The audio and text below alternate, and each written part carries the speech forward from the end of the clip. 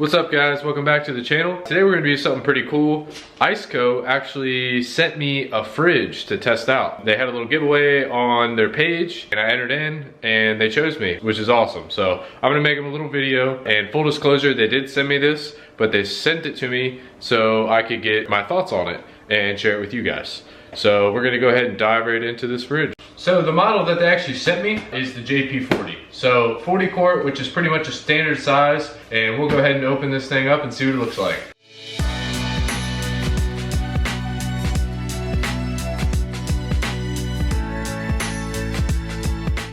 So here's the fridge all out of the box. It was packaged pretty nicely. It was covered in plastic and it had nice foam bottom for it to rest on. This fridge actually opens from this direction, and it has a little stop there so it can't open too far. Here they give you a little chart, some recommended temperatures and what you should set the fridge to store some things. Personally never seen that on another fridge, so that's kind of neat. Got the little logo, and then they actually have a wiring diagram here, which is actually pretty impressive, because if you would ever have to do something, then you would already have your wiring diagram to figure out how to troubleshoot.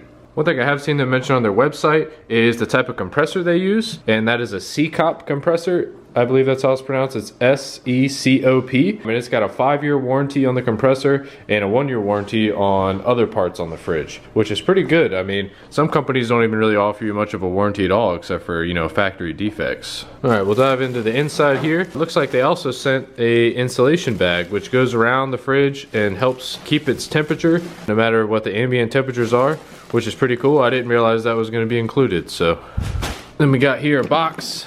I'm gonna go ahead and assume this is our power cable and stuff. We'll open it up and see.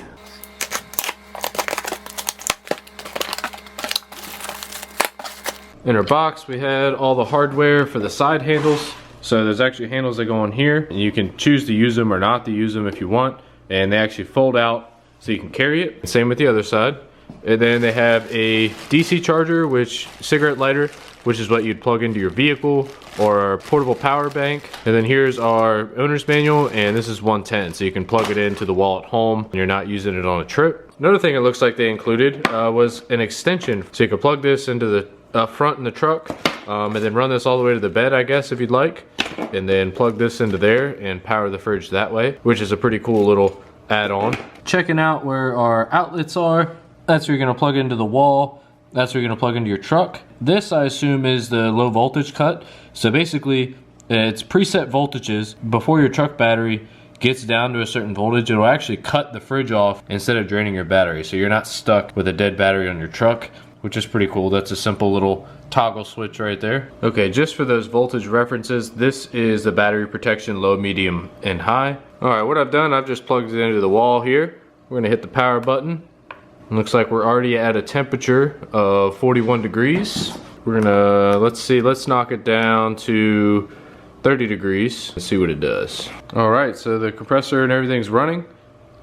You may be able to hear on video that fan from that thing, but this thing is actually super quiet. Pretty comparable to any other fridge that I've heard. Same typical noise, but not super loud, nothing that's gonna bother you while it's running. So it looks like what they got here, the Max or Eco. So I guess this is how efficient the compressor is gonna run.